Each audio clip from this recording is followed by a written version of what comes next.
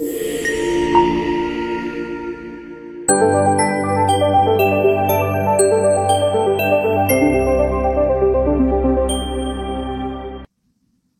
Back to nursing Pathsala. Hello my dear students, কেমন আছো তোমরা? আজকের ক্লাসে তোমাদের জন্য থাকছে 100 মার্কসের একটা কোশ্চেন পেপার, এবং এই কোশ্চেন পেপারটাই আমাদের অল সাবজেক্টস কভার করা হয়েছে। তো সব মিলিয়ে আমাদের বোর্ডের এক্সামে যেরকম ভাবে 100 মার্কসের কোশ্চেন থাকে, পার্ট এ এবং পার্ট বি 40+60, তো সেইভাবেই আমাদের এই কোশ্চেন পেপার প্রিপেয়ার করা। তো চলো শুরু করি। ফার্স্ট কোশ্চেন রয়েছে নিউট্রিশন থেকে। Most abundant nutrient present in the body. বডিতে সব থেকে বেশি কোন নিউট্রিয়েন্ট প্রেজেন্ট থাকে? অপশন রয়েছে কার্বোহাইড্রেট, প্রোটিন, লিপিড এবং ওয়াটার। আমরা যদি আমাদের বডি কম্পোনেন্ট দেখি তাহলে সেখানে দেখব carbohydrate, protein, fat, vitamin, minerals এবং ওয়াটারই টোটাল 6টা মেজর কম্পোনেন্ট থাকে, এবং তার মধ্যে ওয়াটারের অ্যামাউন্টই থাকে প্রায় 60 থেকে 70%। তাহলে এটা আমাদের অ্যান্সার হবে ওয়াটার। প্রোটিনের পরিমাণ প্রায় 17% অফ বডি ওয়েট থাকে, লিপিড থাকে প্রায় 16% এবং কার্বোহাইড্রেট থাকে মাত্র 2% অফ বডি ওয়েট। তাহলে মেজর কম্পোনেন্ট হচ্ছে আমাদের water. The most common micronutrient deficiency in India. ইন্ডিয়াতে সব থেকে বেশি কোন মাইক্রোনিউট্রিয়েন্টের ডেফিসিয়েন্সি দেখা যায়? আয়োডিন, জিঙ্ক, ভিটামিন এ এবং আয়রন। তাহলে আমরা যদি দেখি যে আয়োডিনের ডেফিসিয়েন্সি থাকে, তার জন্য ওয়াটার হয়, তার জন্য আমরা সল্ট প্রোভাইড করি, আয়োডাইজ সল্ট প্রোভাইড করি। জিঙ্ক আর ভিটামিন এ খুব একটা আমরা দেখি না, তবে ভিটামিন এ যাতে ডেফিসিয়েন্সি না হয় তার জন্য আমরা ভিটামিন এ অয়েল দিয়ে থাকি। আয়রনের কথা যদি বলি তাহলে আয়রনের ডেফিসিয়েন্সিতে কি হয়? অ্যানিমিয়া হয়। তাহলে আমাদের বডির একটা মেজর কম্পোনেন্ট হচ্ছে আয়রন, যেটা আমাদের ব্লাড বা হিমোগ্লোবিন তৈরি করতে লাগছে। তাহলে আয়রনের ডেফিসিয়েন্সি যদি হয় তাহলে কিন্তু অ্যানিমিয়া হতে পারে, এবং অ্যানিমিয়ার প্রিভ্যালেন্স সব থেকে বেশি, অ্যানিমিয়ার কেস আমরা সব থেকে বেশি পাই। তাহলে এটার অ্যান্সার কি হবে? এটা আয়রন হবে। What kind of food called body building food? Body building food কাকে বলা হচ্ছে? ভিটামিন, মিনারেলস, কার্বোহাইড্রেটস, প্রোটিনস এবং ফ্যাটস। তাহলে আমরা যে অপশনস গুলো দেখলাম সেখানে ভিটামিন, মিনারেলস একদমই খুব কম, অল্প পরিমাণে থাকে। কার্বোহাইড্রেট মাত্র 2% থাকে বললাম, ফ্যাট বললাম 16% এবং প্রোটিন বললাম 17%। তাহলে বডি বিল্ডিং করবে কোনটা? বডি বিল্ড করার জন্য লাগে প্রোটিন। তোমরা নিশ্চয়ই শুনে থাকবে যে যারা বডি বিল্ডিং এক্সারসাইজ করছে, যারা জিম করছে, তাদেরকে প্রোটিন পাউডার সাপ্লিমেন্ট হিসেবে দিতে হয়, বা তারা ফুড যে ইনটেক করছে সেখানে প্রোটিনের কম্পোনেন্ট একটু বেশি পরিমাণে তাদেরকে দেওয়া হয়। কেন? কারণ বডি বিল্ডিং এর জন্য প্রোটিনটা আমাদের মেন কম্পোনেন্ট লাগছে। Which of the following combination of deficiency of vitamin and its effect is wrong? এখানে বলা হয়েছে যে কোন ভিটামিনের ডেফিসিয়েন্সি তে কি হচ্ছে, তার যে কম্পোজিশন গুলো রয়েছে তার মধ্যে কোনটা ভুল রয়েছে। তাহলে ভিটামিন কে ডেফিসিয়েন্সির জন্য ব্লিডিং হয়, এটা ঠিক আছে। ভিটামিন এর ডেফিসিয়েন্সিতে নাইট ব্লাইন্ডনেস হয়, এটাও ঠিক আছে। ভিটামিন সি এর ডেফিসিয়েন্সিতে অস্টিওম্যালেশিয়া লেখা রয়েছে। অস্টিওম্যালেশিয়া ডেফিসিয়েন্সি কার জন্য হয়? ভিটামিন ডি এর ডেফিসিয়েন্সি। আর ভিটামিন সি এর জন্য কি হয়? স্কারভি। ভিটামিন সি এর জন্য হয় স্কারভি। তাহলে এই অপশনটা ভুল রয়েছে, এটা অ্যান্সার হবে। আর ভিটামিন বি1 বা থায়ামিনের ডেফিসিয়েন্সিতে বেরি হয়। Maize is deficient in which amino acid? Maize কোন অ্যামাইনো অ্যাসিডে ডেফিসিয়েন্ট থাকে বা কম থাকে? তাহলে অপশন রয়েছে tryptophan, leucine, tryptophan and lysine আর লাইসিন। মেজ বা যেটাকে আমরা ভুট্টা বলে থাকি, তো তার মধ্যে ডেফিসিয়েন্সি থাকে ট্রিপ্টোফ্যান এবং লাইসিনের। Boiling water helps in killing all organism except one. Boiling ওয়াটারে সমস্ত মাইক্রো অর্গানিজমকে আমরা কিল করতে পারি, কিন্তু কাকে করতে পারি না? এখানে একটা এক্সেপ্ট রয়েছে, ফাঙ্গি, ব্যাকটেরিয়া, প্রোটোজোয়া এবং স্পোর্স। তাহলে এটার অ্যান্সার স্পোর হবে, কারণ স্পোরকে আমরা সহজে ডিস্ট্রয় করতে পারি না, ডিসইনফেকশন দিয়েও আমরা স্পোরকে ডিস্ট্রয় করতে পারি না, তার জন্য স্টেরিলাইজেশন লাগে, এবং পার্টিকুলারলি অটোক্লেভের দ্বারা আমরা কিন্তু স্পোরটাকে ডিস্ট্রয় করতে পারি। তো ডিসইনফেকশন এবং স্টেরিলাইজেশন করা হয়, তার মধ্যে স্টেরিলাইজেশনে স্পোরটাকে ডিস্ট্রয় করা যায়। ঠিক আছে। Immediate disinfection of all articles and bodily researches during course of disease is. তাহলে ডিজিজের যখন কোর্স হচ্ছে তখন আমরা কি করছি? সমস্ত আর্টিকেলস এবং বডিলি রিসার্চ যেগুলো পাচ্ছি সেগুলোকে সাথে সাথেই ডিসইনফেকশন করে দিচ্ছি। তো এটা কি রকমের ডিসইনফেকশন হবে? Concurrent disinfection, bactericidal, terminal disinfection আর স্টেরিলাইজেশন। তাহলে কনকারেন্ট রয়েছে এবং টার্মিনাল রয়েছে। কনকারেন্ট বলা হয় যখন কোন একটা প্রসিডিওর করলাম তারপরে সাথে সাথেই সেগুলোকে ডিসকার্ড করলাম, বা সেগুলোকে আবার ডিসইনফেকশন করে দিলাম, আবার প্রিপেয়ার করে রেখে দিলাম পরের বার ইউজ করার জন্য। তো সেটাকে আমরা বলছি কনকারেন্ট ডিসইনফেকশন, যেটা এই কোশ্চেনের অ্যান্সার। টার্মিনাল ডিসইনফেকশন কখন হয়? যখন কোনো পেশেন্টের ডিসচার্জ হয়ে গেল বা ডেথ হয়ে গেল, যেখানে ওই পেশেন্টটা হসপিটাল থেকে বেরিয়ে যাচ্ছে।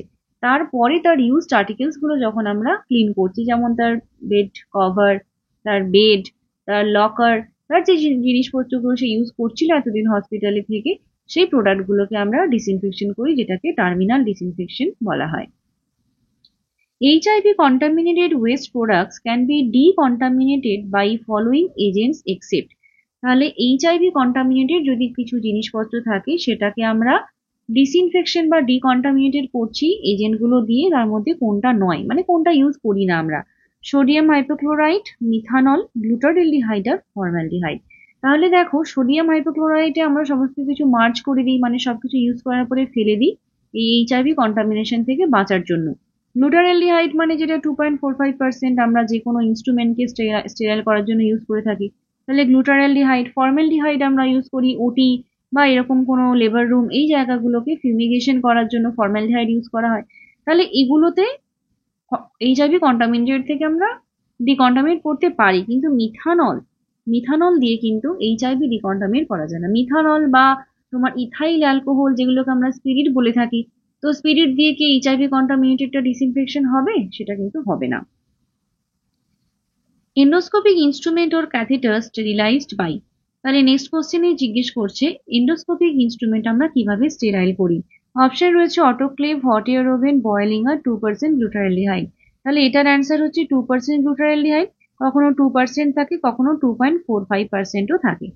তো এটা হচ্ছে এন্ডোস্কোপিক ইনস্ট্রুমেন্ট, ক্যাথেটার বা কোনো শার্প ইনস্ট্রুমেন্ট যেগুলোকে আমরা অটোক্লেভ করলে তার শার্পনেস নষ্ট হয়ে যেতে পারে, সেই জিনিসগুলোকে আমরা গ্লুটারোলডিহাইডে ডুবিয়ে রাখতে পারি। The gas used for fumigation of operation theatre and ward is, তাহলে অপারেশন থিয়েটারে বা ওয়ার্ডে যে ফিউমিগেশন করছি আমরা, সেখানে কোন গ্যাস ইউজ করি? তো এই অ্যান্সারটা আমি এইমাত্র বলে দিলাম, তাহলে এটা হচ্ছে ফর্মালডিহাইড ইউজ করছি আমরা ফিউমিগেশন করার জন্য। Next, the optimum temperature for growth of most pathogenic bacteria is, most pathogenic bacteria গুলোকে মানে গ্রো করার জন্য কিরকম টেম্পারেচার দরকার? অপটিমাম টেম্পারেচার বলতে পছন্দসই টেম্পারেচার। তো কত টেম্পারেচার লাগে? এটা হচ্ছে 37°C, যেটা অপটিমাম টেম্পারেচার, এবং এখানে প্যাথোজেনিক ব্যাকটেরিয়া ভালোভাবে গ্রো করতে পারে। The correct order of the phases in the bacterial growth curve is, bacterial growth কার্ভের জন্য কোন অর্ডারটা কারেক্ট রয়েছে?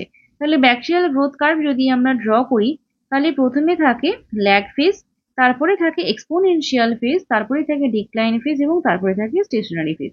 তাহলে ল্যাগ ফেজে হচ্ছে ব্যাকটেরিয়া গ্রো করার জন্য প্রিপারেশন নিচ্ছে, এক্সপোনেনশিয়াল ফেজে ব্যাকটেরিয়া গ্রো হচ্ছে প্রচুর পরিমাণে, তারপরে যখন ডিক্লাইন হচ্ছে, স্টেশনারি হচ্ছে, স্টেশনারি ফেজে কি হয়, যতটা গ্রো করছে ততটা আবার ডেস্ট্রয় হয়ে যাচ্ছে বা কিল হয়ে যাচ্ছে, মারা যাচ্ছে ব্যাকটেরিয়াগুলো।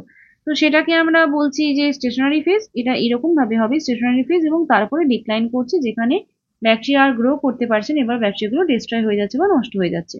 তাহলে এইরকম ভাবে কার্ভ থাকে, এটাকে আমরা lag phase, exponential phase, stationary phase এবং ডিক্লাইন ফেজ বলি। Which one of the diseases is not caused by an acid first bacilli? Acid first bacilli দিয়ে কোন ডিজিজটা হয় না? লেপ্রোসি, টিউবারকিউলোসিস, নোকার্ডিয়াসিস আর টাইফয়েড। তাহলে টাইফয়েড ডিজিজটা কিন্তু অ্যাসিড ফার্স্ট ব্যাসিলি দিয়ে নয়, বাকিগুলো acid first bacilli disease. Bacillus cereus food poisoning is commonly associated with the consumption of, তাহলে ব্যাসিলাস সিরাস ফুড পয়জনিং যখন হচ্ছে তখন কিসের কনজাম্পশনের সাথে এটা অ্যাসোসিয়েট করছে? গ্রিন বিনস, বটলড হানি, ফ্রাইড রাইস আর বেকড পটেটো। তাহলে ব্যাসিলাস সিরাস ফুড পয়জনিং কিন্তু ফ্রাইড রাইসের সাথে রিলেটেড, এবং ফ্রাইড রাইস বা যেটা ফ্রিজ করে রাখলাম আমি, মানে ফ্রিজে রাখলাম সেই রকম ঠান্ডা বা বাসি, সেইগুলোতে ব্যাসিলাস সিরাস ফুড পয়জনিং বেশি হয়। Which of the following culture media favor growth of one group of organism over another? তাহলে একটা মাইক্রোঅর্গানিজমের গ্রো হবে, অন্যটা হবে না, একটার গ্রোথ বেশি হবে। তো অপশন রয়েছে enriched media, enrichment media, differential media এবং ট্রান্সপোর্ট মিডিয়া। অ্যান্সার হচ্ছে এনরিচমেন্ট মিডিয়া, যেখানে পার্টিকুলার কিছু ব্যাকটেরিয়ার গ্রোথ হয়, বাকিগুলো গ্রো করতে পারে না। এনরিচড মিডিয়া বলতে বোঝায় যে যেগুলো সিম্পল মিডিয়া হয়, মানে একটা কালচার মিডিয়া যে সিম্পল মিডিয়া, তার সাথে যখন কোনো স্পেশাল আইটেম অ্যাড করা হচ্ছে সেটাকে এনরিচড মিডিয়া বলা হচ্ছে। ডিফারেন্সিয়াল মিডিয়া বলতে কি বোঝায়? যেখানে আমরা ব্যাকটেরিয়াগুলোকে ডিফারেন্সিয়েট করতে পারি, কালার চেঞ্জ হয়ে যাচ্ছে কখনো কখনো, বা অন্য কোনো ভাবে ডিফারেন্সিয়েট করা যায়, আলাদা করা যায়। ট্রান্সপোর্ট মিডিয়া বলতে বলা হয় যেখানটায় কোনো স্যাম্পেলকে আমরা যখন ট্রান্সপোর্ট করছি এক জায়গা থেকে অন্য জায়গায়, তখন যে মাইক্রোঅর্গানিজমগুলোকে স্টোর করার জন্য, তাদের ভায়াবিলিটি প্রোভাইড করার জন্য বা প্রিজার্ভ করার জন্য যে মিডিয়া ইউজ করা হয় সেটাকে ট্রান্সপোর্ট মিডিয়া বলা হচ্ছে। Which of the following is most common side effect of aspirin? অ্যাসপিরিনের মোস্ট কমন সাইড এফেক্ট কি হবে? GI bleeding, constipation, urinary inconsistency এবং নিস্ট্যাগমাস। অ্যাসপিরিনের ক্ষেত্রে মনে রাখবে, এটাকে সহজভাবে মনে রাখতে পারো যে ব্লাডকে লিকুইফাই করছে বা ব্লাডের যে কনসেন্ট্রেশন সেটাকে কমিয়ে দিচ্ছে, তার জন্য এখানে একটা ব্লিডিং টেন্ডেন্সি থাকে। তাহলে মোস্ট কমন সাইড এফেক্ট হচ্ছে যে কোনো জায়গা থেকে ব্লিডিং হতে পারে। তো এখানে জিআই ব্লিডিং অপশনে রয়েছে, তাহলে জিআই ব্লিডিং অ্যান্সার হবে। Which drug cause side effect referred as gray baby in neonate? তাহলে গ্রে বেবি সিনড্রোম বলা হয়। গ্রে বেবি সিনড্রোম কোথায় দেখা যায়? ক্লোরামফেনিকলের ক্ষেত্রে দেখা যায়। এগুলো কিছু ওয়ান লাইনার কোশ্চেন, তোমাকে মুখস্থ রাখতে হবে। Which of the following is an antidote for acetaminophen poisoning? অ্যাসিটামিনোফেনের পয়জনিং এ কোন অ্যান্টিডোট ইউজ করা হয়? N-acetylcysteine, ডিজিব্যান্ড, ডিফেরক্সামাইন আর ফাইসোস্টিগমিন। তাহলে অ্যাসিটামিনোফেন বা প্যারাসিটামল যেটাকে আমরা বলি, তো সেক্ষেত্রে আমরা N-acetylcysteine ইউজ করি। Next, severe allergic reaction to a drug is known as. কোনো একটা ড্রাগের সিভিয়ার অ্যালার্জিক রিয়াকশনকে কি বলা হয়? অ্যাডভার্স এফেক্ট, অ্যানাফাইল্যাকটিক রিয়াকশন, ইন্টারাকশন আর টক্সিসিটি। তাহলে যখন সিভিয়ার অ্যালার্জিক রিয়াকশন হচ্ছে, অ্যালার্জিক রিয়াকশনকে আমরা অ্যানাফাইল্যাকটিক রিয়াকশন বলি। Which of the following antitubercular drug causes peripheral neuropathy? কোন অ্যান্টিটিউবারকুলার ড্রাগের জন্য পেরিফেরাল নিউরোপ্যাথি হয়? আইসোনায়াজাইড, পাইরিজিনামাইড, রিফাম্পিসিন আর ড্যাপসন। ড্যাপসন হচ্ছে আমরা অ্যান্টিটিউবারকুলার ড্রাগের ক্ষেত্রে ইউজ করি না, এটা লেপ্রোসির ক্ষেত্রে ইউজ করি। তো এটার অ্যান্সার কি হবে? আইসোনায়াজাইড। আইসোনায়াজাইডে পেরিফেরাল নিউরোপ্যাথি হয়। আর রিফাম্পিসিন রয়েছে, রিফাম্পিসিনের ক্ষেত্রে রেড অ্যান্ড অরেঞ্জ কালারের যে ডিসকালারেশন, বডি ফ্লুইডের ডিসকালারেশন, সেটা দেখা যায়। Next, who is the father of sociology? Father of sociology কাকে বলা হয়? এটা হলো Auguste Comte. Dash is the practice that within one's own caste or one must marry group. তাহলে একটা যে প্র্যাকটিস রয়েছে যেখানে একজনকে নিজের কাস্টের মধ্যেই ম্যারি করতে হবে, সেটাকে কি বলা হয়? পলিগ্যামি, কোয়াড্রিগ্যামি, এন্ডোগ্যামি আর মোনোগ্যামি। তাহলে যেখানে নিজের কাস্টের মধ্যেই শুধুমাত্র বিবাহ হয় সেটাকে আমরা এন্ডোগ্যামি বলে থাকি। যদি বাইরের কাস্টের সাথে বিবাহ করা যায় তাহলে সেটাকে এক্সোগ্যামি বলা হয়। Term cultural diffusion which is correct one? Cultural ডিফিউশনের জন্য কোনটা কারেক্ট? কালচারাল ডিফিউশন বলতে কি বোঝায়? যখন ডিফারেন্ট কালচারগুলো একসাথে মেশে। ডিফিউশন মানে হচ্ছে যে মিশে যাওয়া, তাহলে যখন কালচারগুলো একসাথে মিশছে সেটাকেই কালচারাল ডিফিউশন বলছে। তাহলে এখানে বলছে spreading of cultural attribute through different cultural groups, এটা ঠিক আছে মনে হচ্ছে।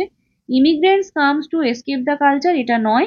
সোশ্যালাইজেশনও নয়, ওকবান্ত একজনের নামই দেওয়া রয়েছে।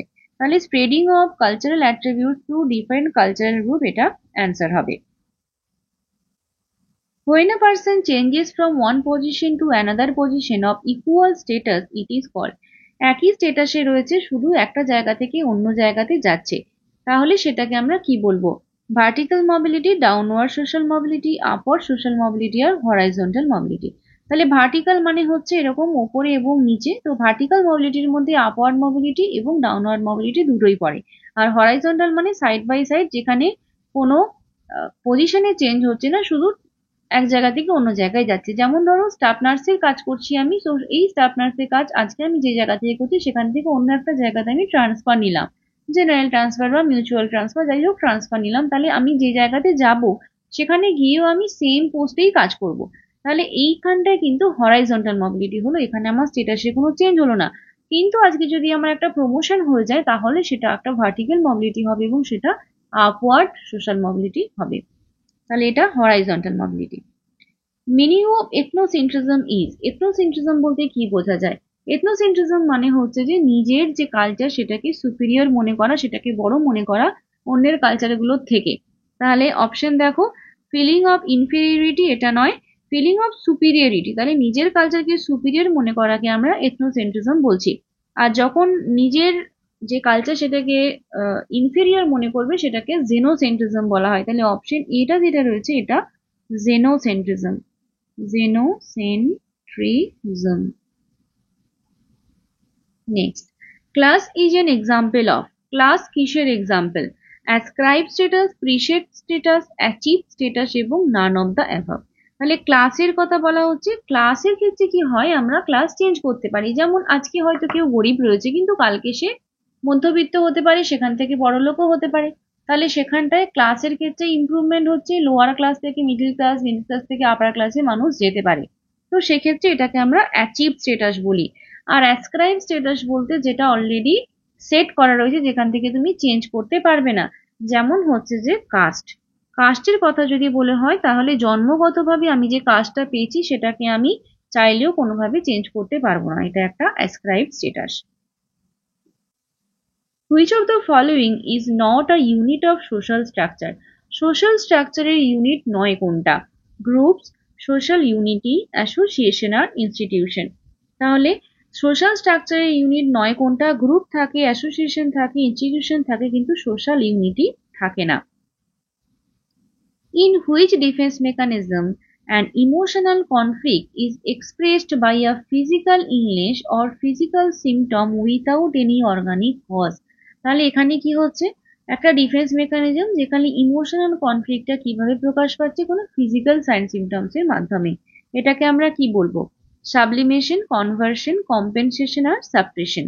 তাহলে এই সিস্টেমটাকে আমরা কনভার্সন বলে থাকি। কনভার্সন ডিসঅর্ডারও রয়েছে যেখানে মেন্টাল ট্রমা বা স্ট্রেসের কারণে ফিজিক্যাল সাইন সিমটমস প্রকাশ পায়। সাবলিমেশন বলতে কি বোঝায়? আনঅ্যাকসেপ্টেবল কোনো ড্রাইভকে আমরা যখন অ্যাকসেপ্টেবল ফর্মে চেঞ্জ করছি সেটা সাবলিমেশন।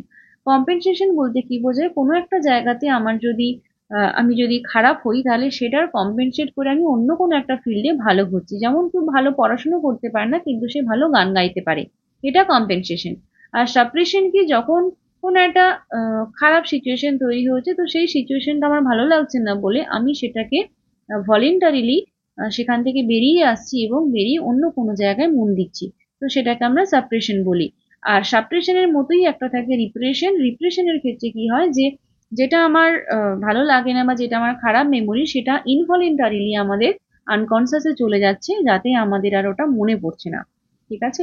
ডিফেন্স মেকানিজম ইম্পর্টেন্ট, এক্সামে কোশ্চেন আসতে পারে, তো ডিফেন্স মেকানিজম গুলো তোমরা ভালো করে দেখে নিও। Next, Rorschach test measures. রসার্চের ইনব্লক টেস্ট এবং রসার্চের ইনব্লক টেস্টের মাধ্যমে আমরা পার্সোনালিটি মেজারমেন্ট করে থাকি।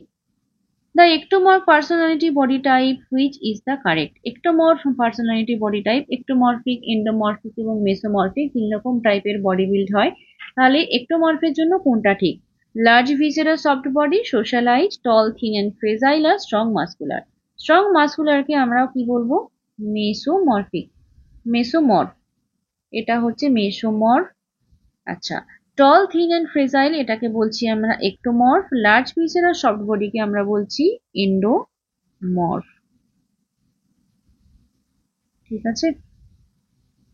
Which part of the mind is associated with practical reality principle? তাহলে রিয়ালিটি প্রিন্সিপাল বা প্র্যাকটিক্যালের উপরে বেস করে কোন মাইন্ডটা অ্যাসোসিয়েট রয়েছে? Hyper ego, super ego, id আর ইগো।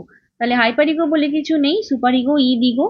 তাহলে ইগো হচ্ছে আমাদের রিয়ালিটি প্রিন্সিপাল, ইদ হচ্ছে আমাদের বেসিক ইনস্টিংক্ট বা pleasure principle, pleasure pleasure principle. Super ego, এটা ইগো হবে, সুপার ইগো হচ্ছে perfection.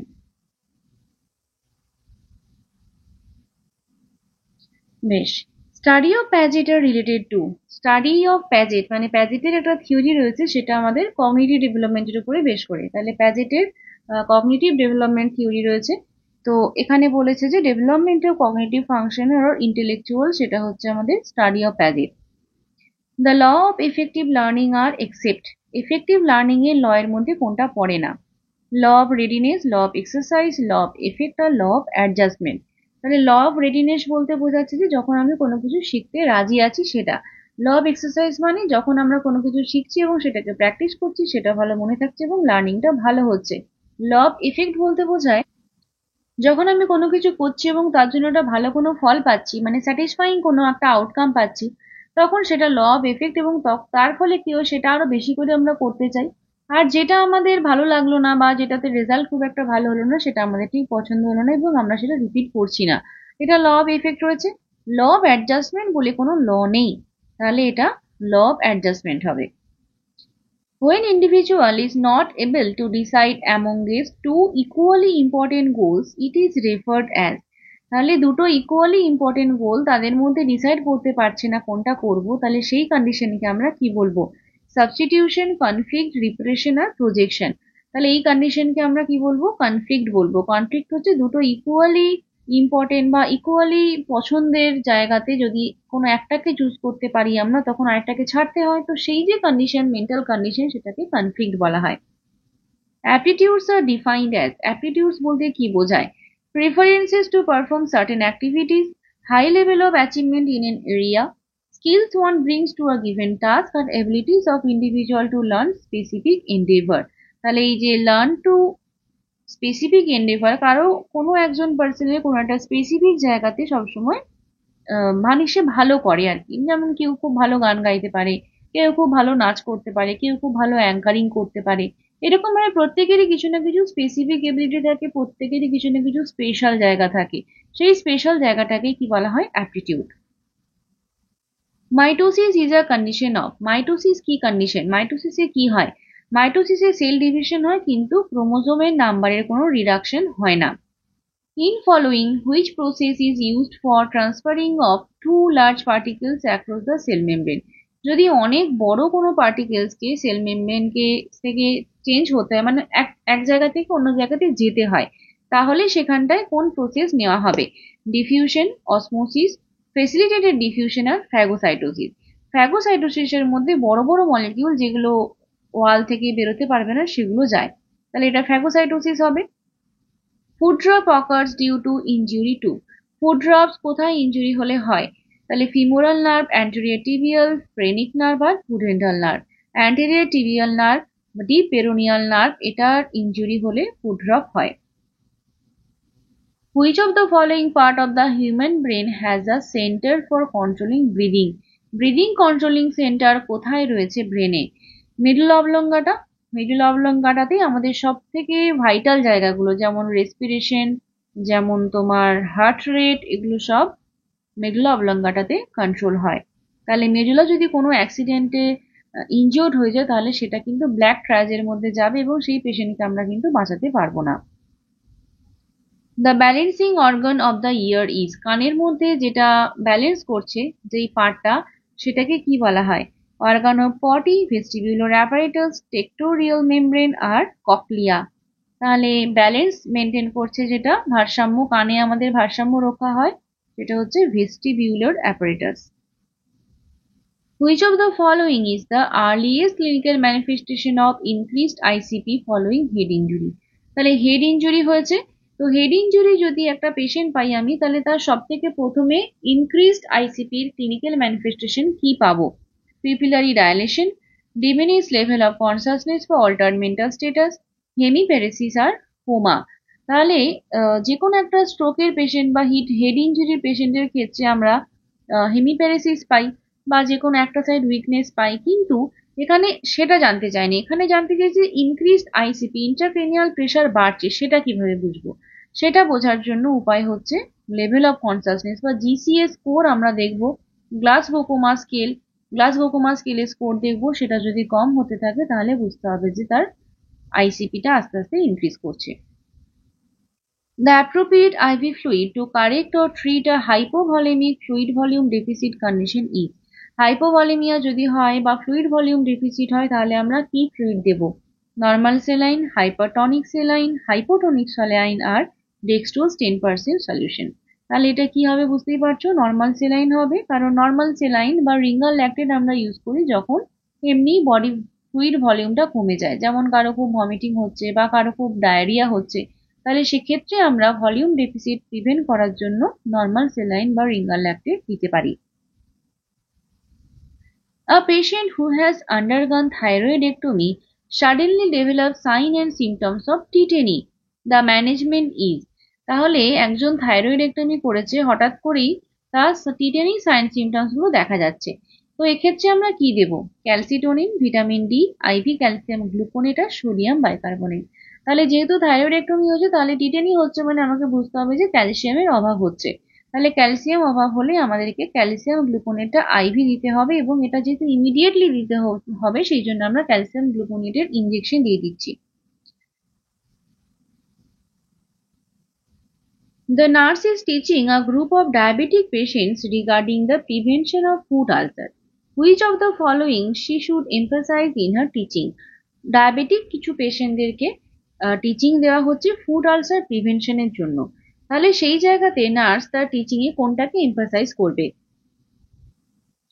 Wash and inspect all surfaces of the feet daily, এটা ঠিক আছে। Cut the toenail by rounding the edges, অর্থাৎ রাউন্ড এজেস গুলোকে গোল করে করে নখ কাটার কথা বলা হচ্ছে। Treat small cuts promptly by disinfection with iodine, আর use hot water bottles to warm feet in winter to improve circulation. তাহলে ফুড আলসার প্রিভেন্ট করার জন্য যেটা অ্যাপ্রোপ্রিয়েট বা যেটাতে এমফাসাইজ করতে হবে সেটা হচ্ছে wash and inspect all surfaces of the feet daily. কারণ ডায়াবেটিক পেশেন্টদের পেরিফেরাল নার্ভাস সিস্টেমটা একটুখানি উইক হয়ে যায়, যেই কারণে পেরিফেরালে যদি কোনো ইনজুরি হয়, ছোটখাটো কাটাছেঁড়া, এগুলো পেশেন্টরা বুঝতে পারে না। তাহলে প্রত্যেকদিন যদি আমি ওয়াশ করি পা ভালো করে বা সেটাকে ইন্সপেক্ট করি, তাহলে কিন্তু আমার জন্য বুঝতে সুবিধা হবে যে কোথাও কোনো কাটাছেঁড়া বা কিছু আছে কিনা, সেখান থেকে আমরা ফুড আলসারটা প্রিভেন্ট করতে পারবো। The classic sign of hepatic coma is, hepatic কোমার জন্য ক্লাসিক্যাল সাইন কোনটা? Clay colour stool, elevated cholesterol level, depressed muscle reflex, আর ফ্ল্যাপিং হ্যান্ড ট্রেমার। তাহলে হেপাটিক কোমার ক্ষেত্রে আমরা প্রথমে কি দেখবো? ফ্ল্যাপিং হ্যান্ড ট্রেমার দেখতে পাবো। কারণ হচ্ছে লিভার টক্সিন গুলোকে প্রপারলি ফিল্টার করে বাইরে বার করতে পারছে না, সেই কারণে ফ্ল্যাপিং হ্যান্ড ট্রেমর দেখা যায়। এবং এটার একটা অন্য নামও আছে, এটাকে কি বলা হয়? বা অ্যাস্টেরিক্সিস। ঠিক আছে, তো এটা হচ্ছে হেপাটিক কোমার একটা classical sign. Posterior rounding of the thoracic spine is known as, thoracic স্পাইনের যদি পোস্টেরিয়র রাউন্ড মানে রাউন্ডিং হয় আর কি, গোল হয়ে যায়, তাহলে সেখানে কি হয়? লর্ডোসিস, কাইফোসিস, অস্টিওমাইলাইটিস আর স্কোলিওসিস। এখানে দেখো থোরাসিক স্পাইন বলেছে, থোরাসিক স্পাইনের বেন্ডিং হলে সেটাকে আমরা কাইফোসিস বলি। যদি লাম্বার স্পাইনের বেন্ডিং হয় তাহলে সেটা লর্ডোসিস। আর যদি এমনি নর্মাল স্পাইনের সাইড বাই সাইড কার্ভেচার হয় বা এস শেপের কার্ভেচার হয়ে যায়, তাহলে সেটাকে স্কোলিওসিস বলা হয়। The most common accurate way to determine the need for oxygen in a patient with COPD by, COPD পেশেন্টদের জন্য আমাদের অক্সিজেন দরকার আছে কিনা সেটা আমরা কিভাবে অ্যাকিউরেটলি বুঝবো? Observing the skin colour, noting changes in the vital sign, asking how the patient feels, blood gas analysis. তাহলে অক্সিজেনের নিড যদি অ্যাকিউরেটলি বুঝতে হয়, তাহলে অ্যাকিউরেট দেখার জন্য রয়েছে ব্লাড গ্যাস অ্যানালিসিস। পেশেন্টের ফিলিং দেখে বুঝবো না, ভাইটাল সাইন্সের চেঞ্জ দেখে অ্যাকিউরেটলি বোঝা যাবে না, আর স্কিন কালার দেখে তো আরোই বুঝবো না। ভাইটাল সাইন দেখে কেন বোঝা যাবে না? কারণ মানে ওই সিওপিডি পেশেন্টদের ক্ষেত্রে একটা রেসপিরেটরি ডিস্ট্রেস থাকবে, কিন্তু এক্ষেত্রে আমরা পেশেন্টদেরকে বেশি অক্সিজেনও দিতে পারি না, কারণ কার্বন ডাইঅক্সাইডের রিটেনশন হয়ে যায়। তাহলে সেক্ষেত্রে যদি আমাকে অ্যাকচুয়ালি বুঝতে হয় যে কতটা দরকার, তাহলে ইবিজি করা ছাড়া কোনো উপায় নেই। সেখানে আমরা partial pressure of oxygen, carbon dioxide সেগুলো দেখতে পাবো, এবং সেগুলো দেখে বুঝতে পারবো যে তার কতটা অক্সিজেনের প্রয়োজন রয়েছে। অ্যাজোটেরিয়া মিন্স, অ্যাজোটেরিয়া বলতে কি বোঝায়? অ্যাজোটেরিয়া বলতে বোঝায় যখন নাইট্রোজেনাস সাবস্টেন্স গুলো বেশি পরিমাণে স্টুল বা ইউরিনের মধ্যে প্রেজেন্ট থাকে। তাহলে এটার অ্যান্সার হচ্ছে option 3। Turner sign means, Turner sign বলতে কি বোঝায়? টার্নার সাইন বলতে বোঝায় ব্লুইশ ডিসকালারেশন। ব্লুইশ ডিসকালারেশন একটা পেরি আম্বিলিক্যাল এরিয়াতে হয় এবং একটা ফ্ল্যাঙ্কসে হয়। যখন ফ্ল্যাঙ্কসে হয় তখন সেটাকে আমরা বলছি টার্নার সাইন। এটাকে আমরা বলে থাকি কুলেন সাইন। সাইন, এবং এই সাইনটা হচ্ছে কোনো ইন্টারনাল ব্লিডিং কে বোঝায়। তাহলে যদি কোনো সিভিয়ার ইন্টারনাল ব্লিডিং হয়, যেমন প্যানক্রিয়াস থেকে হতে পারে, প্যানক্রিয়াটাইটিসের ক্ষেত্রে হতে পারে, বা একটোপিক প্রেগনেন্সির ক্ষেত্রে হতে পারে, সেই জায়গাতে কুলেন সাইন আমরা দেখতে পাবো, যেটা পেরি আম্বিলিক্যাল এরিয়াতে একটা ব্লুইশ ডিসকালারেশন হয়ে যাবে। When caring for an infant during cardiac arrest, which pulse must be palpated to determine cardiac function? তাহলে কার্ডিয়াক ফাংশন ঠিকমতো হচ্ছে কিনা, কার্ডিয়াক অ্যারেস্টের সময় ইনফ্যান্টকে যদি আমরা অ্যাসেস করতে যাই, তাহলে কোথায় দেখবো, প্যালপেট করবো কোথায়? ক্যারোটিড, ব্রাকিয়াল, পেডালার, রেডিয়াল। বাচ্চাদের ক্ষেত্রে ব্রাকিয়াল আর্টারিতে প্যালপেট করা হয়। While assisting delivery, which of the following maternal intervention by the nurse will prevent heat loss in the newborn due to evaporation? তাহলে ইভাপোরেশনের জন্য যে হিট লস হয় সেটা প্রিভেন্ট করার জন্য আমরা কি করতে পারি? Pre-warming the crib pad, turn on overhead radiant warmer, drying the newborn in a warm blanket আর closing the doors of the room. তাহলে এখানে আমাকে জানতে চেয়েছে ইভাপোরেশনের মাধ্যমে যদি আমাকে টেম্পারেচার বা হিট লস কমাতে হয় তাহলে আমি কি করব? তাহলে প্রি ওয়ার্মিং দ্য ক্রিব বেড মানে আমি যে ক্রিবের মধ্যে বাচ্চাকে শোয়াবো সেটা বাচ্চার সাথে কন্ডাক্টে আসবে, তাহলে তার জন্য আমি সেটাকে গরম করে রাখছি যাতে টেম্পারেচার লস না হয়। তাহলে এটা কি হবে? এটা কন্ডাকশন। এটা কন্ডাকশন, কারণ এটা কন্ডাক্টে আসবে। Turn on overhead radiant warmer. Radiant warmer যদি আমি অন করি তাহলে রেডিয়েশনের মাধ্যমে সারাউন্ডিং এয়ারটা গরম হতে থাকবে, তাহলে এটা হচ্ছে radiation. Drying the newborn in a warm blanket, যখন গরম ব্ল্যাঙ্কেট দিয়ে নিউবর্নকে শুকনো করছি তখন হচ্ছে যে বেবির বডির ওপর থেকে যা জল ছিল সেটা আমি মুছে দিচ্ছি। তাহলে ড্রাই যখন করে দিচ্ছি তখন সেখানে কোনো ঘাম বা জল থাকছে না। তাহলে যদি ঘাম থাকে বা জল থাকে সেটা যখন বডি থেকে বেরিয়ে যায়, মানে ঘামটা যখন শুকনো হয় তখন বডি থেকে টেম্পারেচারটা নিয়ে ইভাপোরেট করে যায়, তো সেটাকে ইভাপোরেশন বলে। ইভাপোরেশন প্রিভেন্ট করতে হলে আমাকে কি করতে হবে? স্কিনটাকে শুকনো করতে হবে। তাহলে drying the newborn in warm blanket এটা হচ্ছে ইভাপোরেশন। আর closing the door of the room, অর্থাৎ রুমের দরজা জানালা বন্ধ করছি যাতে বাইরে থেকে হাওয়া না আসে, এবং হাওয়া এসে যখন শরীরটাকে ঠান্ডা করে দিয়ে চলে যায় তখন আমরা সেটাকে কি বলি? কনভেকশন। ঠিক আছে? তাহলে চারটে যে প্রসেস রয়েছে হিট লস মেকানিজমের, এই চারটে একটু ভালো করে বুঝে নিও। Failure of the foramen ovale to close will lead to. Foramen ovale যদি ক্লোজ হতে না পারে তাহলে সেখান থেকে কি তৈরি হয়? Atrial septal defect, ventricular septal defect, patent ductus arteriosus আর ট্রান্সপোজিশন অফ গ্রেট আর্টারিজ।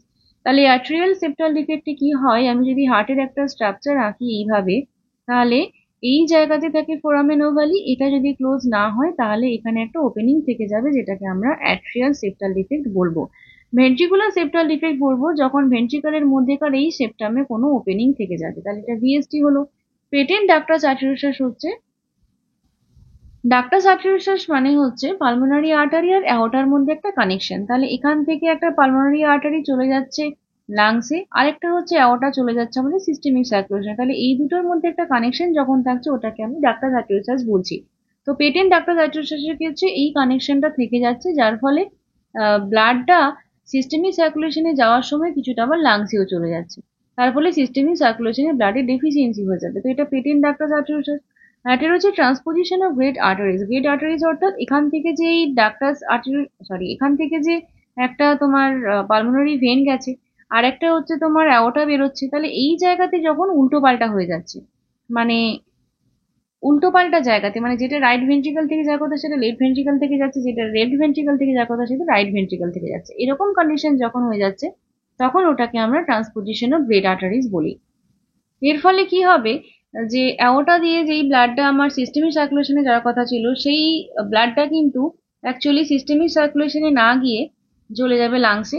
আর যেই ব্লাডটা মানে ডিঅক্সিজেনেটেড ব্লাড যেটা লাংসে যাওয়ার কথা ছিল সেটা কোথায় চলে যাবে? সিস্টেমিক সার্কুলেশনে। তার ফলে কি হবে? বডিতে ডিঅক্সিজেনেটেড ব্লাড ঘোরাফেরা করবে আর লাংস বারবার পিউরিফাইড ব্লাডটাকে পিউরিফাই করতে থাকবে। এর ফলে আমরা বেবির মধ্যে একটা সাইনোসিস দেখতে পাবো। ঠিক আছে? তাহলে এই হচ্ছে transposition of great arteries. বেশ, next question.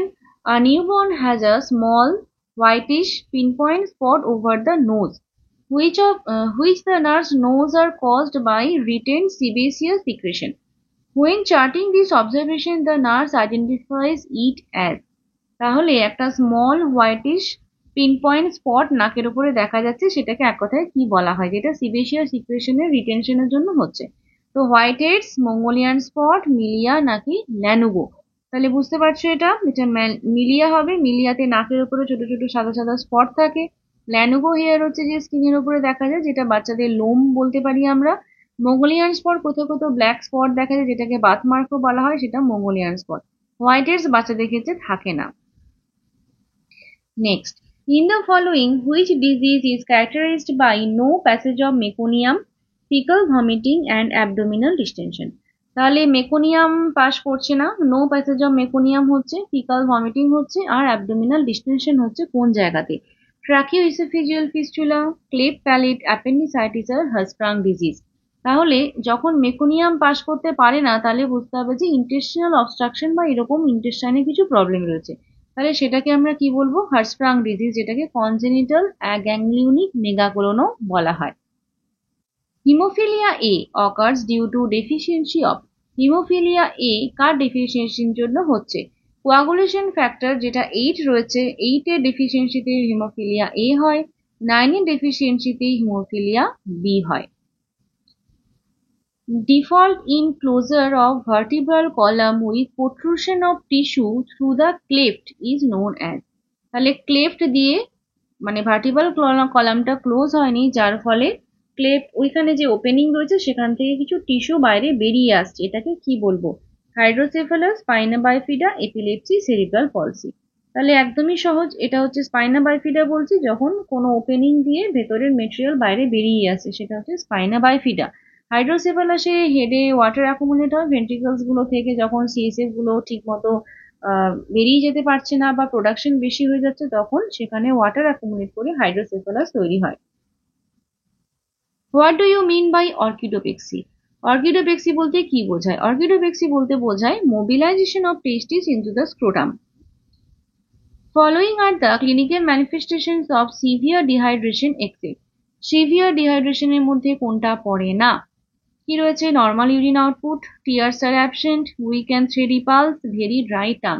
তাহলে যদি সিভিয়ার ডিহাইড্রেশন হয় সেখানে নর্মাল ইউরিন আউটপুট কিভাবে হবে, তাই না? তাহলে নর্মাল ইউরিন আউটপুটটা হবে না, ইউরিন আউটপুটটা কমে যাবে। Which of the following substance is found in breast milk for repairing intestine? Intestine repair করার জন্য ব্রেস্ট মিল্কের মধ্যে কি পাওয়া যায়? Lactulose, lactoferrin, epidermal growth factor আর ইমিউনোগ্লোবিউলিন এ। তাহলে যেহেতু ইন্টেস্টাইনের রিপেয়ারের কথা বলা হচ্ছে, তাহলে এটা এপিডেমিয়াল গ্রোথ ফ্যাক্টর হবে।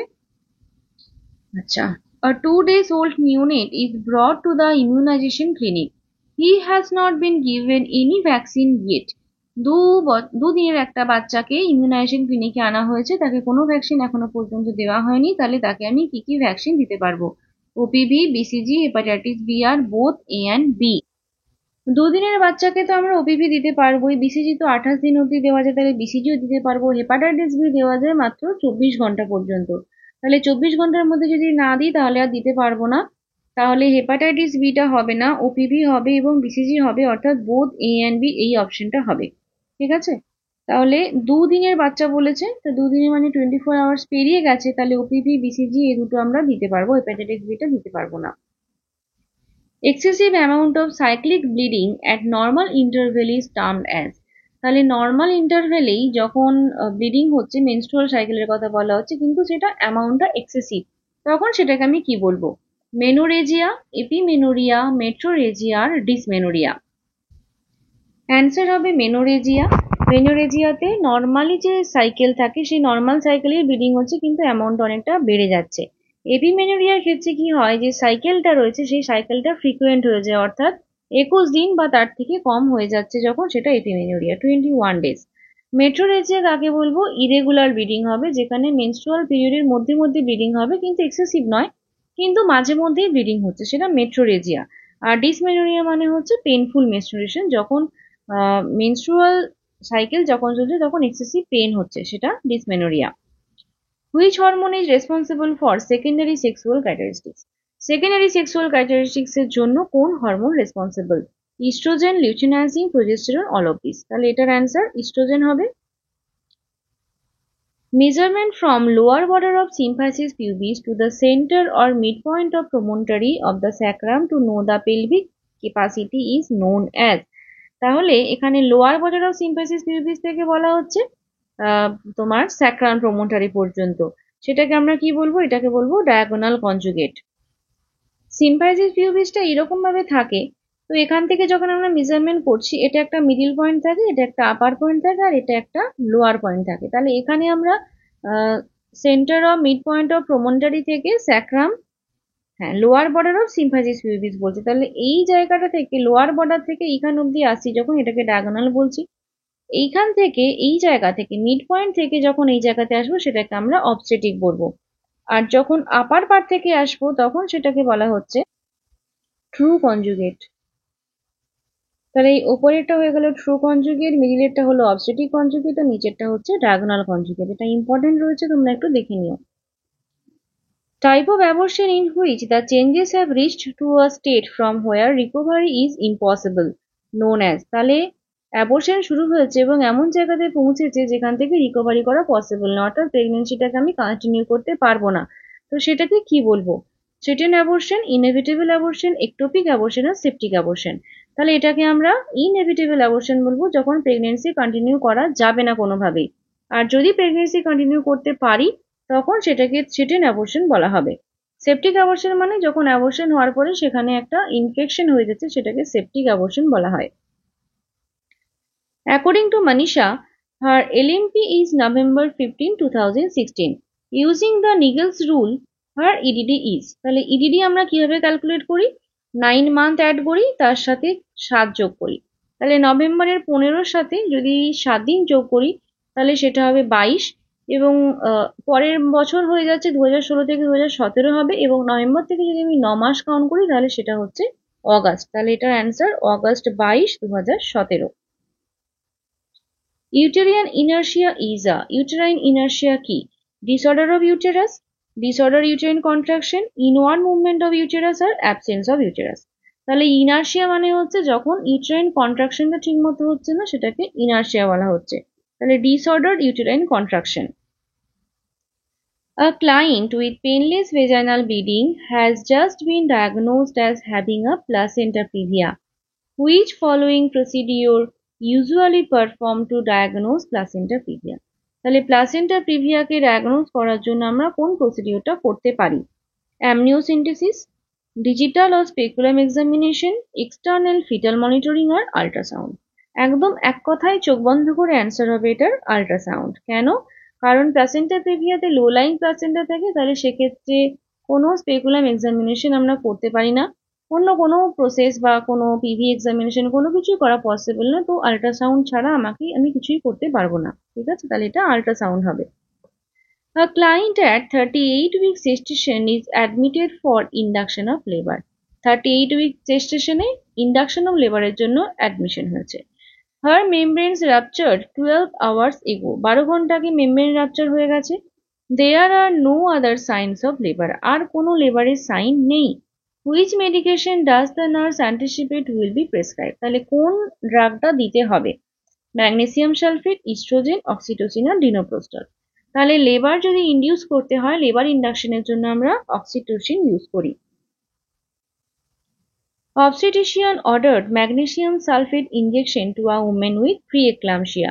Nurse should understand that the purpose of this injection for the client is, preeclampsia একটা পেশেন্টকে ম্যাগনেসিয়াম সালফেট ইনজেকশন দেওয়া হয়েছে, তো এটা কিসের জন্য দেওয়া হয়েছে সেটা জানতে চাইছে। To reduce blood pressure, to reduce proteinuria, to prevent seizure, to prevent preterm labour. তাহলে ম্যাগনেসিয়াম সালফেট আমরা নর্মালি কোথায় ইউজ করি? এক্লাম্পসিয়ার ক্ষেত্রে ইউজ করি, যেখানে পেশেন্টের সিজার হচ্ছে সেখানে ম্যাগনেসিয়াম সালফেট দেওয়া হচ্ছে। তো তাহলে প্রি এক্লাম্পসিয়াতে ম্যাগনেসিয়াম সালফেট আমরা কেন দেব? যাতে সিজারটা না হয়, সিজারটাকে প্রিভেন্ট করার জন্য আমরা ম্যাগনেসিয়াম সালফেটটা দেব। Which of the following procedures reduces surface area at the placental site and is helpful in the separation of placenta? তাহলে সারফেস এরিয়া প্লাসেন্টা সাইডটাকে কমাচ্ছে, আর কি করছে? সেপারেশন অফ প্লাসেন্টাকে হেল্পফুল করছে। ইউটেরাইন ডাইলেটেশন, কন্ট্রাকশন, ইফেসমেন্ট আর retraction. এটার answer হবে option D, retraction. Retraction বলতে কি বোঝায়? Retraction মানে ধরো এই রাবার ব্যান্ড বা গার্ডারের কথা যদি ভাবো, তাহলে ওটা যখন বড় থাকে তখন অনেকটা সারফেস এরিয়া থাকে, তারপরে যখন ছেড়ে দিয়ে সেটা ছোট হয়ে যায়, তো এটাকে আমরা রিট্রাকশন বলতে পারি বা এইভাবে মনে রাখতে পারি, যেখানে সারফেস এরিয়াটা অনেকটা কমে যাচ্ছে। A sudden unexpected travel away from home or workplace with inability to recall one's past is called. তাহলে এখানে বাড়ি থেকে বা ওয়ার্কপ্লেস থেকে বেরিয়ে চলে যাচ্ছে আনএক্সপেক্টেডলি এবং পাস্টের কথা মনে করতে পারছে না, তো এটাকে কি বলবো? Possession disorder, dissociative fugue, selective amnesia আর মাল্টিপল পার্সোনালিটি ডিসঅর্ডার। তাহলে এটাকে আমরা ডিসোসিয়েটিভ ফিউজ বলি, যেখানে মাল্টিপল পার্সোনালিটি থাকে এবং একটা পার্সোনালিটির সাথে আরেকটা পার্সোনালিটিতে কিছু মনে থাকে না। A 44-year-old client is unable to function since her husband asked for a divorce 2 weeks ago. She is brought to the crisis intervention center by a friend. What type of crisis reflected the situation? তাহলে 2 সপ্তাহ আগে হাজবেন্ডের সাথে divorce হয়েছে, তো তারপরে সে আর কোনো কাজ করতে পারছে না, তাকে ইন্টারভেনশন সেন্টারে নিয়ে এসছে তার এক বন্ধু। তাহলে এটা কি রকমের সিচুয়েশন বলছে, কি রকমের crisis? Social crisis, situational crisis, maturational crisis নাকি ডেভেলপমেন্টাল ক্রাইসিস? তাহলে ম্যাচুরেশনাল ক্রাইসিস এবং ডেভেলপমেন্টাল ক্রাইসিস এই দুটো হচ্ছে সেম, অর্থাৎ যেটা ডেভেলপমেন্টের জন্য হচ্ছে, ম্যাচুরিটির জন্য হচ্ছে। আচ্ছা, সিচুয়েশনাল ক্রাইসিস মানে যখন কোনো সিচুয়েশন আসছে লাইফে সেটা সিচুয়েশনাল, আর সোশ্যাল ক্রাইসিস মানে সোসাইটিতে যখন কিছু হচ্ছে সেটা সোশ্যাল। তাহলে এটা হচ্ছে ডিভোর্স, তাহলে ডিভোর্স একটা সিচুয়েশনাল ক্রাইসিস। সিচুয়েশনাল ক্রাইসিস এবং ডেভেলপমেন্টাল ক্রাইসিসকে মনে রাখবে কিভাবে? যে সমস্ত ইভেন্টগুলো প্রত্যেকের লাইফেই আসবে সেগুলো হচ্ছে ডেভেলপমেন্টাল বা ম্যাচুরেশনাল, আর যেগুলো সবার লাইফে আসবে না, কারো কারো লাইফে আসে, সেগুলো হচ্ছে সিচুয়েশনাল। ঠিক আছে? তাহলে ম্যারেজ কিন্তু তোমার ডেভেলপমেন্টাল বা ম্যাচুরেশনাল ক্রাইসিস, আর ডিভোর্স কিন্তু সিচুয়েশনাল ক্রাইসিস। ঠিক আছে? Which one of the following is the adverse effect resulting from the chronic use of antipsychotics? তাহলে অ্যান্টিসাইকোটিক্স এর ক্রনিক ইউজের জন্য আমরা কোন সাইড এফেক্ট দেখতে পাবো? Parkinson's disease, akathisia, tardive dyskinesia, neuroleptic malignant syndrome. তাহলে অ্যান্টিসাইকোটিক্স এর একটা side effect, most common side effect হচ্ছে পার্কিনসন লাইক সাইন সিমটমস, মানে এক্সট্রা পিরামিডাল সিমটম। তো সেখানটায় পার্কিনসন্স ডিজিজ নয়, মানে পার্কিনসন ডিজিজে যেরকম সাইন সিমটমস দেখা যায় সেরকম টাইপের সাইন সিমটমস থাকে, বা এক্সট্রা পিরামিডাল সিমটমস বলি। তো অ্যাকাথিসিয়া, tardive dyskinesia, neuroleptic malignant syndrome কিভাবে মনে রাখবে? নিউরোলেপটিক ম্যালিগন্যান্ট সিনড্রোম হচ্ছে আর্লি সিমটমস, মানে 10 দিনের মধ্যেই দেখতে পাওয়া যাবে। টার্ডিভ ডিসকাইনেসিয়া হচ্ছে ডিলেড সিমটম, যেটা মোটামুটি 6 মাস ইউজ করলো বা তারও বেশি ইউজ করলো, তারপরে গিয়ে ডেভেলপ করবে। ঠিক আছে? Prior to electroconvulsive therapy, client is given with atropine 2. ইলেকট্রোকনভালসিভ থেরাপিতে আমরা অ্যাট্রোপিন কেন দেব? স্লিপ ইনডিউস করার জন্য, সিক্রেশন মিনিমাইজ করার জন্য, পেন কমানোর জন্য, নাকি স্মুথ মাসেলকে রিল্যাক্স করার জন্য? তাহলে অ্যাট্রোপিন দেওয়া হচ্ছে সিক্রেশনকে মিনিমাইজ করার জন্য। A form of speech in which the client tends to wander away from the intended point and never returning to the original idea is known.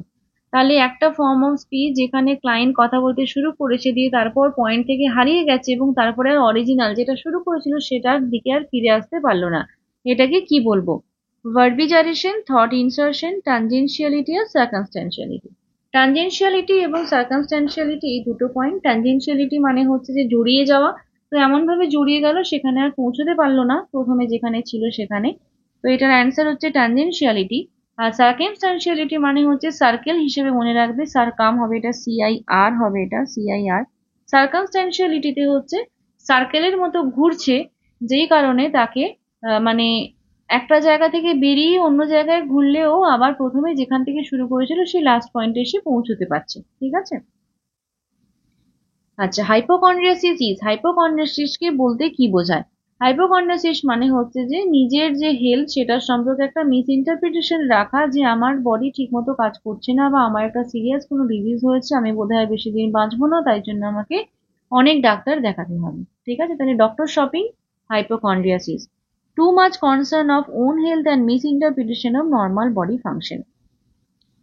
Which chapter of the Mental Health Act deals with the discharge of mentally ill person? Mentally ill পার্সনের ডিসচার্জের জন্য আমরা কোন চ্যাপ্টারটাকে রেখেছি, মানে কোন chapter, যে mental health act রয়েছে সেখানে কোন চ্যাপ্টারে রয়েছে discharge of mental ill person? তো ডিসচার্জ রয়েছে চ্যাপ্টার 5-এ, আর চ্যাপ্টার 4-এ রয়েছে অ্যাডমিশন। ঠিক আছে? Which one of the following is derived from the plants cannabis sativa? Cannabis sativa থেকে কোন জিনিসটা পাওয়া যায়? মরফিন, ওপিয়াম, গাঁজা আর কোকেন। তাহলে ক্যানাবিস স্যাটিভা থেকে পাওয়া যায় গাঁজা। Splitting is the trait of. Splitting কিসের ট্রেট? স্প্লিটিং বলতে passive aggressive personality disorder, borderline personality disorder, dependent personality disorder আর নার্সিসিস্টিক পার্সোনালিটি ডিসঅর্ডার। তাহলে স্প্লিটিং দেখা যাবে বর্ডারলাইন পার্সোনালিটি ডিসঅর্ডারের মধ্যে। ঠিক আছে? ডিপেন্ডেন্ট মানে যেখানে অন্যের উপরে ডিপেন্ড হয়ে যায় মানুষ, নার্সিসিস্টিক মানে স্বার্থপর বলা যেতে পারে। আচ্ছা, Having the strong sensation that an event or experience currently being experienced has already been experienced in the past is known as। তাহলে একটা সেন্সেশন এরকম হচ্ছে যে যেই সিচুয়েশনটা যা বা যেই ইভেন্টটা চলছে সেটা মানে নতুন, কিন্তু মনে হবে যে আগেও হয়েছে। তাহলে এটাকে আমরা কি বলবো? এটাকে বলা হচ্ছে ডেজাভু, যেখানে যে নিউ সিচুয়েশনটাকেও ফ্যামিলিয়ার বলে মনে হচ্ছে। আর জামাইসবু কোনটা? জামাইসবু হচ্ছে যখন ফ্যামিলিয়ার সিচুয়েশনটাকে আনফ্যামিলিয়ার বলে মনে হয়, অর্থাৎ কোনো অজানা কোনো জিনিস সেটাকে মনে হবে যে না এটা আমার জানা বা এটা আমার চেনা। Pap smear screening is an example of. Pap smear screening কিসের এক্সাম্পল? অনেকবার বলেছি, প্যাপসমিয়ার স্ক্রিনিং হচ্ছে সেকেন্ডারি প্রিভেনশনের মধ্যে পড়ছে। Number of current cases, new and pre-existing, at a specified point in time divided by population at the same specified point in time is referred as। তাহলে current case নতুন বা pre existing সেটাকে আমি একটা particular point of টাইমে দেখতে চাইছি, তাহলে সেটাকে কি বলবো? এটাকে বলা হচ্ছে পয়েন্ট প্রিভিলেন্স, যেহেতু আমরা একটা স্পেসিফিক পয়েন্টে দেখছি। Point prevalence. যদি আমরা একটা পিরিয়ড অফ টাইম ধরে দেখি তাহলে সেটাকে আমরা পিরিয়ড প্রিভিলেন্স বলবো।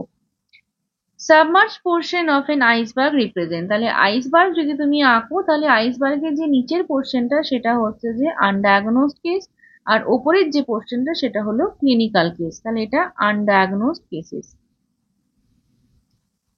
Diseases which are transmitted by water and food are called as. Food এবং ওয়াটার দিয়ে যে ডিজিজগুলো ট্রান্সমিট হয় সেগুলোকে কি বলা হয়? সেগুলোকে ভেহিক্যাল বর্ন ডিজিজ বলা হয়। Discarded and expired medicines are to be thrown into। Biohazard important, biohazard থেকে এক্সামে কোশ্চেন আসে।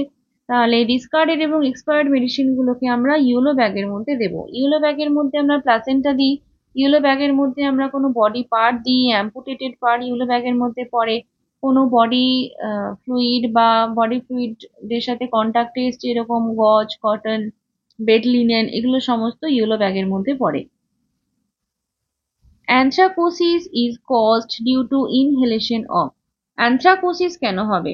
অ্যানথ্রাকোসিস হয় কিসের জন্য? কোল, সুগারকেন, কটন আর সিলিকন রয়েছে, তাহলে কোল পার্টিকেলস এর জন্য অ্যানথ্রাকোসিস হচ্ছে। সুগারকেন ডাস্ট থেকে হচ্ছে ব্যাগাসোসিস, এটা হচ্ছে ব্যাগাসোসিস। আচ্ছা, কটন ডাস্ট থেকে হচ্ছে বাইসিনোসিস,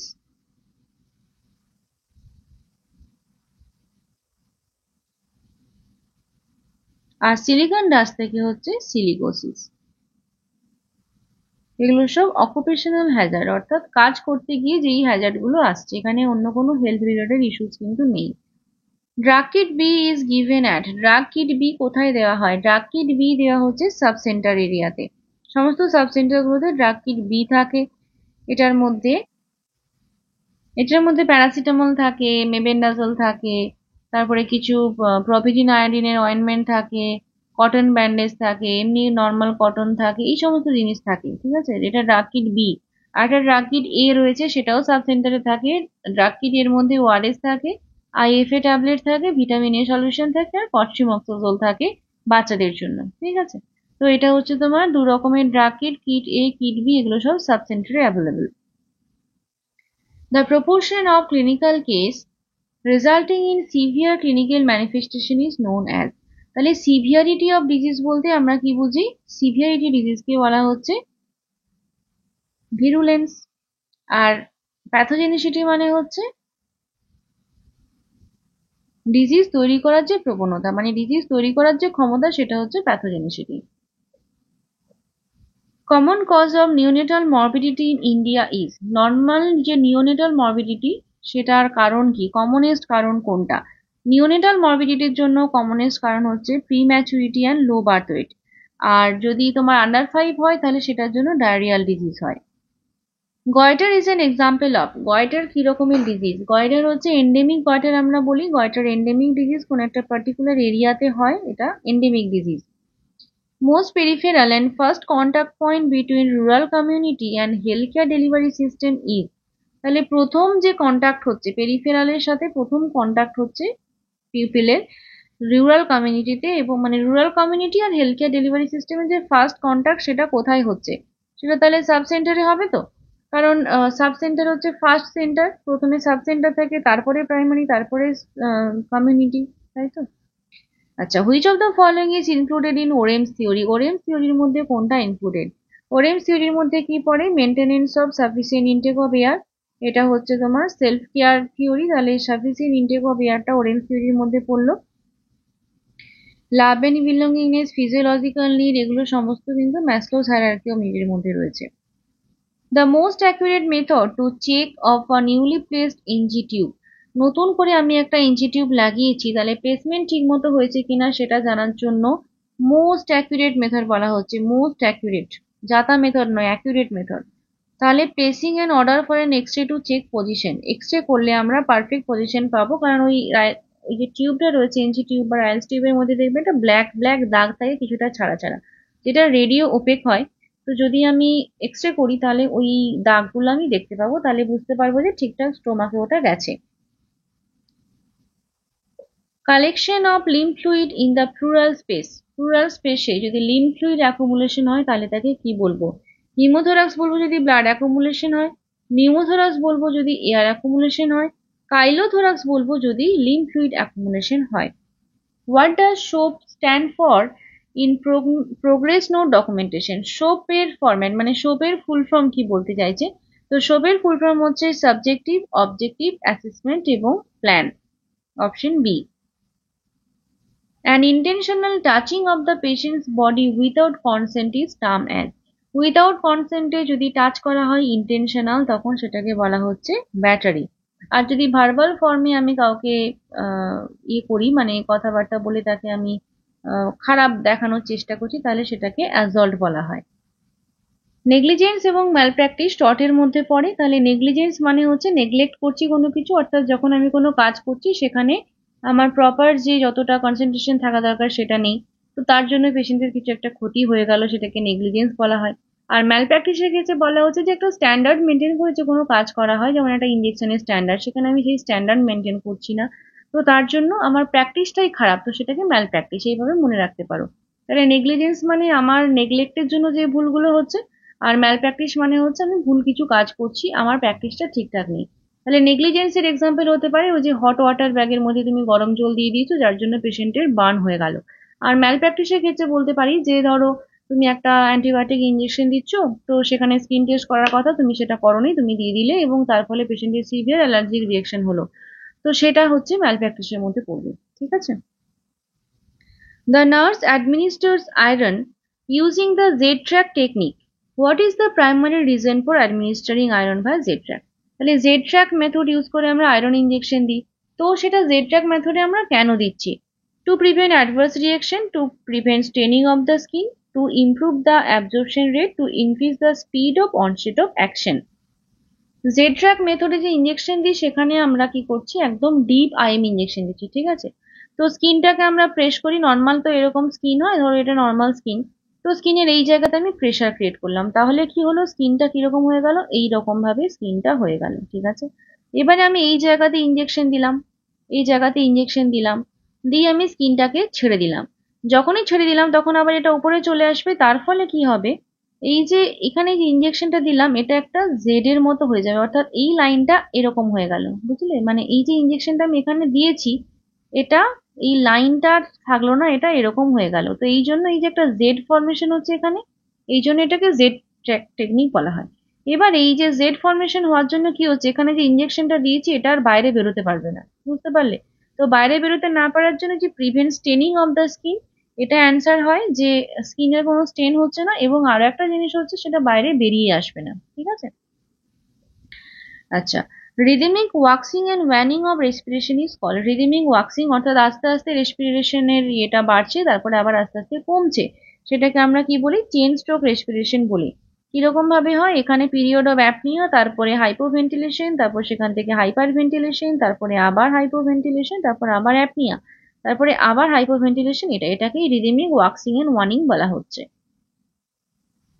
While performing tracheostomy suctioning, the nurse should withdraw the catheter after applying intermittent suction for maximum. Tracheostomy suction আমি করছি, কতক্ষণ অবধি suction করতে পারবো? 10 সেকেন্ড হচ্ছে তোমার একদম প্রোটোকল ওয়াইজ টাইম, 10 সেকেন্ডের বেশি সাকশন করা হয় না। এবং সাকশন করব যখন আমি টিউবটা ইনসার্ট করব তখন কিন্তু আমি সাকশনটা করব না, তখন বন্ধ থাকবে সাকশন। যখন উইথড্র করব তখন সাকশনটা অন থাকবে এবং সেটা মুভ করতে করতে আমি নিয়ে আসবো বাইরে। ঠিক আছে? ক্যাটগার্ড কি? ক্যাটগার্ড হচ্ছে একটা সূচার। তো এটা কি রকমের সূচার? ক্যাটগার্ড হচ্ছে একটা ন্যাচারাল সূচার এবং এটা অ্যাবজর্বেবল সূচার। ক্যাটগার্ড মানে বেড়ালের গার্ড এরকম। তো এটা ন্যাচারাল এবং এটা হচ্ছে অ্যাবজর্বেবল। তাহলে এটা অ্যাবজর্ব হয়ে যায় স্কিনের মধ্যে, তাহলে স্কিনের ভেতরের লেয়ার গুলো যখন আমরা সূচার দিচ্ছি তো সেই জায়গাতে আমরা অ্যাবজর্বেবল সূচার ইউজ করছি। ঠিক আছে? তো এই ছিল আমাদের 100 মার্কসের কোশ্চেন। তোমাদের কেমন লাগলো কোশ্চেন পেপার আমায় জানিও কমেন্ট করে। কেমন লাগলো তোমাদের ভিডিওটা সেটাও আমায় কমেন্ট করে জানিও। থ্যাংক ইউ সবাইকে পুরো ভিডিওটা দেখার জন্য। ভালো লাগলে লাইক, কমেন্ট ও শেয়ার করো। খুব তাড়াতাড়ি দেখা হবে আরো একটি ভিডিও নিয়ে। তোমরা সবাই খুব ভালো থাকবে এবং মন দিয়ে পড়াশোনা করবে। Bye bye.